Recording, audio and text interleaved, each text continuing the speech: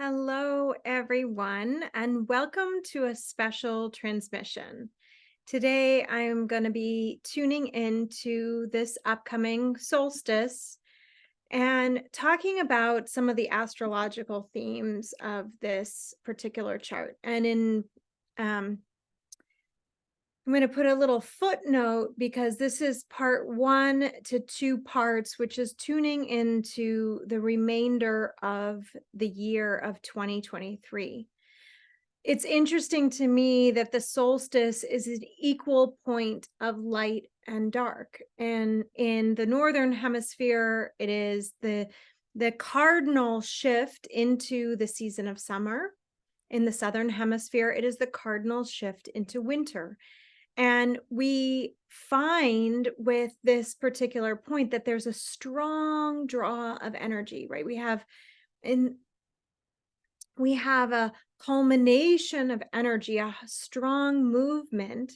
And often, at least in the world, it's like it culminates with people graduating from school and moving on to a next chapter of their life. It culminates with a turning of a season and a cycle.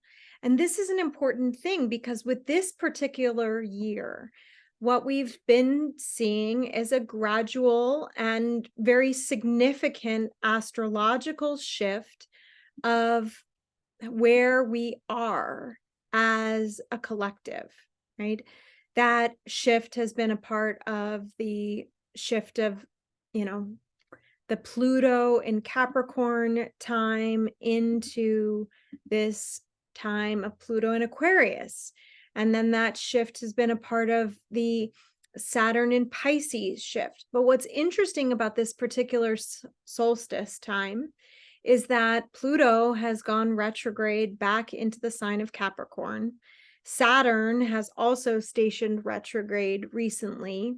And Venus is in her shadow degrees, currently sort of traversing the land of Leo that she's going to be later stationing retrograde and spending an entire 4-month cycle in total going back through the sign of Leo. She's there right now during this solstice time with Mars, which makes the significance of this particular solstice interesting to note.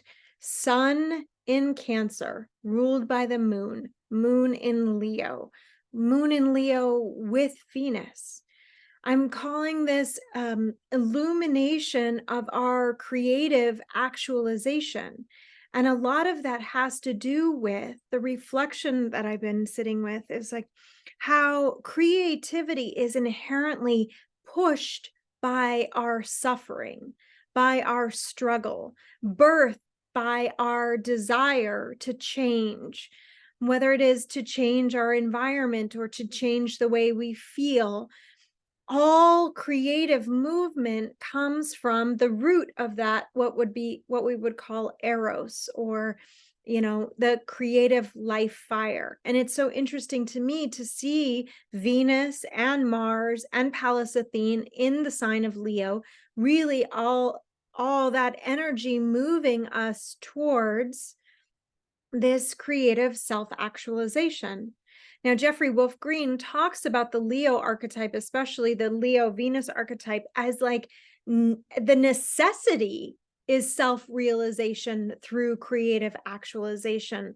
So we can see that as we're being initiated in this Cancer season, in this solstice time, it's a midpoint of the year, but it's marking a very significant trajectory of our souls towards a actualization of our inner light, our inner fire. And whether we're, maximum light and then moving towards darkness, right? The summertime actually begins the cycle of moving towards winter. And the winter time begins the cycle of moving towards summer. So no matter where we are in that loop, essentially, we can know that we're moving from a place in our life to the next place. And that particular transition that we make requires a sacrificing of something that the season before, had essentially brought. So let's think about what the first half of this year brought to us. We had Pluto entering into the sign of Aquarius. We had this gradual movement of Venus through Pisces, and then Aries, and then she conjoined everything in the sign of Taurus. Jupiter moved from Aries into Taurus.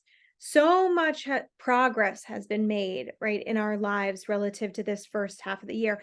And the majority of this first half of the year was spent in direct motion, with the exception of Mercury being in its retrograde cycles beginning of the year, and also the Taurus retrograde cycle. We had a lot of planetary direct movement.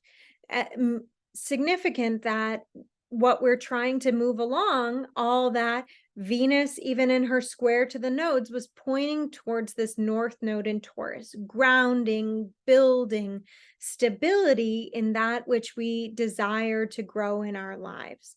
And that square of Venus that we just had last week to the nodal axis really proved to show us where the challenges are, right? Pluto squaring the nodal axis, Pluto's resolving through the south node. To me, that's this constant reflection of how do we resolve the past, the shadow dynamics, that which is unseen, that which is still remaining suppressed or oppressed.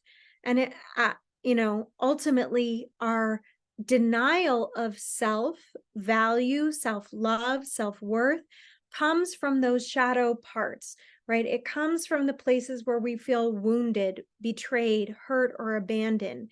It comes from the sense of self-judgment or holding on to the past. I listened to this really great interview today with Mel Robbins, and she was talking about how to let go of the past, and I linked it with my blog post on my website.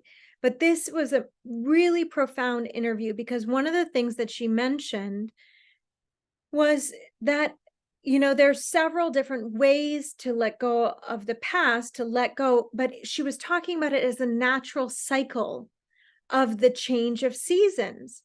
In particular, she was referencing how the trees naturally lose their leaves in fall and why that was so significant.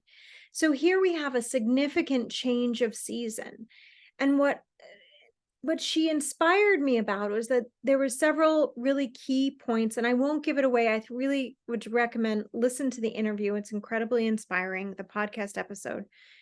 And if you get to the bottom of it, it has to do with letting go of control of other people, getting out of your own way whenever we think that we can control. And Leo is all about the self, right? This is self-actualization through creative function.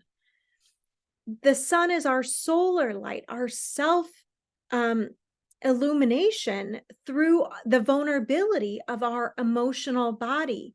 And our emotional body can be profoundly activated through creativity, through joy, through being childlike, through being innocent. And a part of that means releasing the parts of self that are still identified with other people.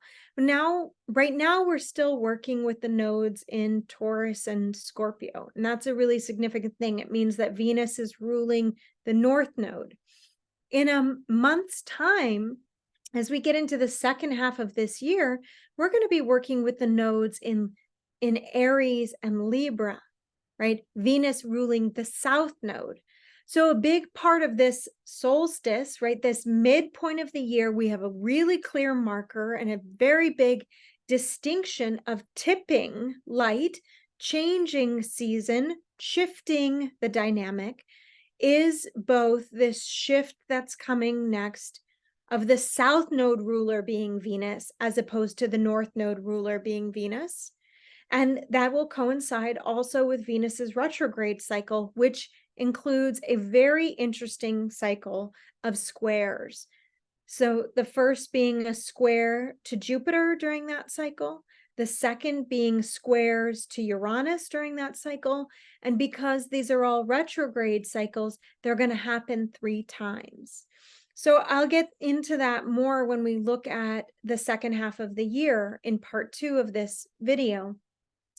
But think about how significant this is, that whatever is culminating in your life to this moment is about to go through a profound shift of redirection of energy. And that same work, the work that we've been doing, right, to release the past through Pluto squaring the nodes and South Node being that resolution node, to resolve and heal our traumas. This is a perfect time, especially in these days leading up to the solstice, for letting go. I'm really celebrating this in my Gemini new moon ceremony on Saturday because of this nature of culmination, of season, of cycle, of letting go. There are essential stories in our lives. There are stories that we have been telling ourselves. There are, even astrology, which is really interesting, is a culmination of mythologies, of stories. And a part of what I intend to do as I bring myself to astrology is reinvent or re-understand these stories through the lens of the present moment, because that gives more information. But what has happened in our lives where we have really been telling a particular story up until this point, and it hasn't served who we are. In this podcast episode, she talks about letting go of what's not serving us, right? If it hasn't served our creative self-actualization, if it hasn't served a sense of self that is really bringing forward greater joy, greater innocence, greater creativity, this would be the time to really recycle that story, to turn it into, you can do anything with a creative story. You can creatively shift the plot, the narrative, the direction, or you can drop the story altogether and begin writing a new story.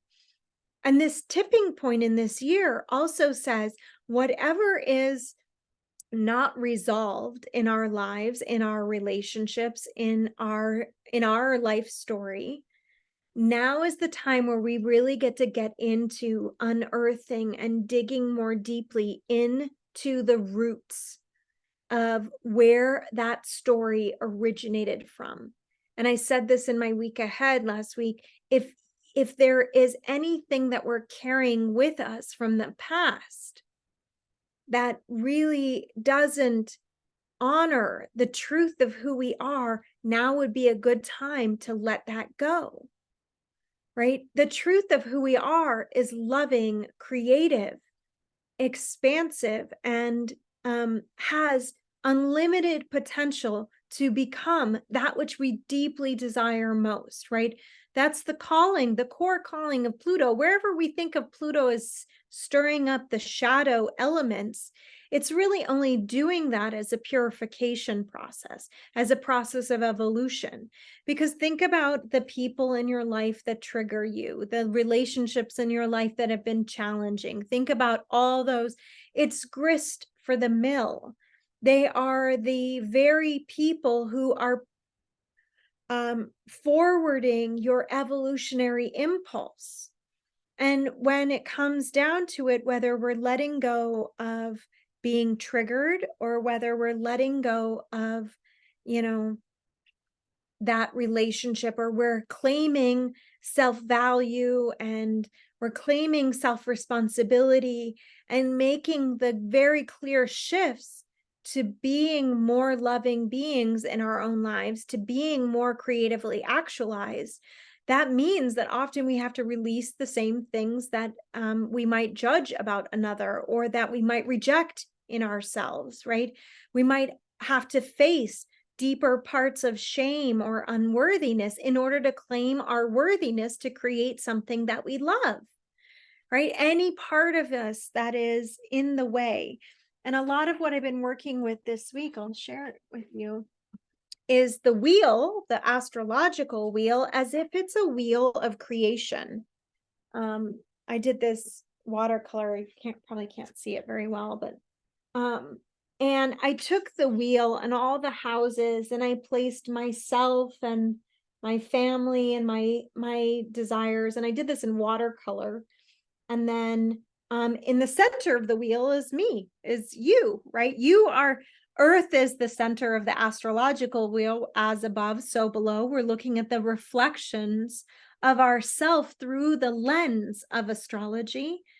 And so as we center ourselves in our lives, and Leo gets a bad rap for being self-centered, but if we're self-centered from a self-actualized perspective, then that holds love for all things through the knowing that we are one with all things.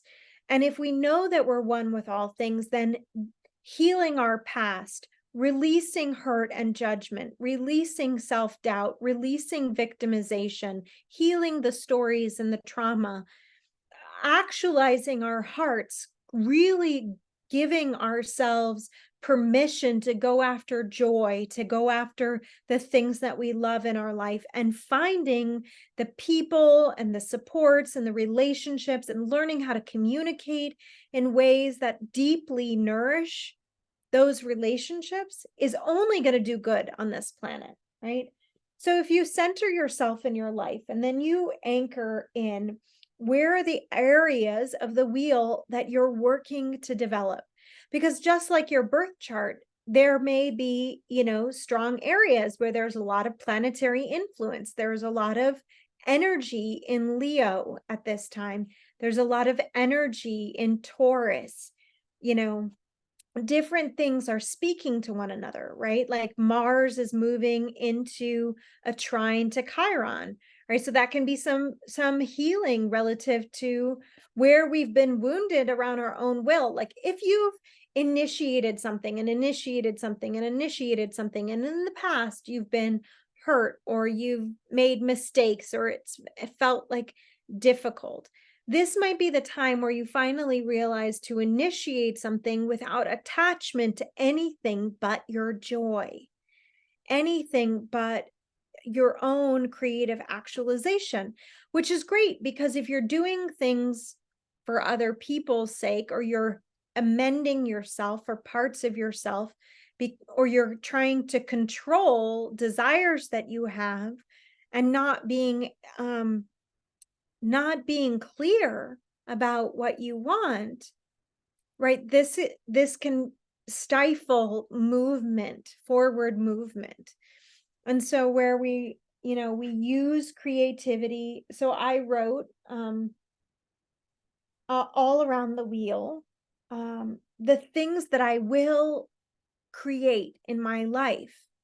And as an affirmation, it doesn't have to be done. Nothing in our lives is often in a state of total completion, right? So, and I wrote them as affirmations. So like, I will open my heart. I will thrive in my life. I will grow my friendships. I will grow as an astrologer. I will know God's love, right? My ultimate desire is to know love from the inside as a constant state of being and as a way of understanding what the bottom line of life is. But the truth is that I still get, tripped up on old stuff all the time, old hurts, old stories, old things. And what I see about this particular solstice is that with the new energy of both the new moon energy, the new ingress into Cancer, the new movement, there's a strong pull saying, yes, you can. Yes, you will. Whatever you desire to do in your life, you will do. But the but, everything after but, the but is you will have to let go of some things in order to do those things, right? You will have to resolve the past and make it complete in order to really truly open your heart to the future, to the present moment even. And creativity can be an incredibly powerful way to bring all of us through a passage. So one of the things that I did was I went out today and I bought a blank canvas as big as I could get for the money that I have right now, and just it's sitting there ready for me, to and a part of what I do on canvas is I document my emotional process, working through the desires of my heart, the callings that I have in my life, the things that are unresolved, the prayers that I have. It always starts as a prayer. So I'll begin this work with the solstice, and work with the prayers for the second half of this year, and work with, who knows? Sometimes paintings take me a long time. Other times they show themselves to be finished much more quickly. But what I love about the process of a painting is it's very similar to the energy of our own lives, is that I begin with a blank canvas and I never end with a blank canvas. It's always something I had no idea it was going to turn out the way that it did. There's the amalgamation of colors and expressions and the movements of the brush and how much it took to get to the point where it's complete, or at least where I can say, oh yeah, look at that. Here you are. And our lives are like that. We start out being born into this life as a soul with a blank canvas, right? This is before the conditioning of parents, before we're taught what our name is or who we are, before people tell us, what they think we can do or what they don't think we can do, right? And so many of those stories then become the narration of our life. Well, my dad told me I couldn't do this, or my mom was always saying to me, you're going to be like so and so. And those stories ingrained in our tissues and even our ancestral memories can be this sort of deep and ancient karma that we're resolving, right? And if you recognize the beauty of being able to give yourself a blank canvas to work with, and it's like all of you in this present moment is coming to that canvas, and it's going to bring forward everything that, yes, but it's who you are right now that is making the choice, the decision. And this particular solstice is in a really important tipping point, because we are going to be moving into a summertime filled with retrogrades. By this point, Pluto is retrograde, Saturn is retrograde. It will not be long before the nodes move backwards, right? They're always moving backwards, but they're going to move backwards into Aries and Libra. And then Venus is going to move retrograde. And then after Venus, Mercury is going to move retrograde. And then Uranus, and then Jupiter, right? And by the peak of this summer, we'll have nearly every single planet that does move retrograde. Granted, the sun and the moon never do. Every single planet moving backwards. What does that say to me? That says that we are going deeper inside for a full-on soul level excavation of the roots, so that we can actually begin to attend to new fruits. And that will be created more likely in the next half of this year, but as a part of a greater unfolding that we're all a part of. So I wish you many blessings on this solstice. Make this a time to redesign your life, to get a blank canvas and create in the whatever way you feel called to. As always, you can find me at astrologywithmichelle.com. I'll come back to you guys on the EA Zoom channel and bring you the second half of this transmission to tune into the second half of this year, because this is a really powerful year.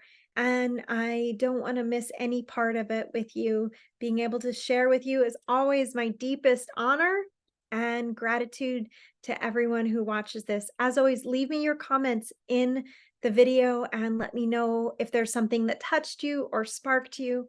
And I hope to see you again soon. Bye for now. Thanks, Michelle. We look forward to part two. Awesome.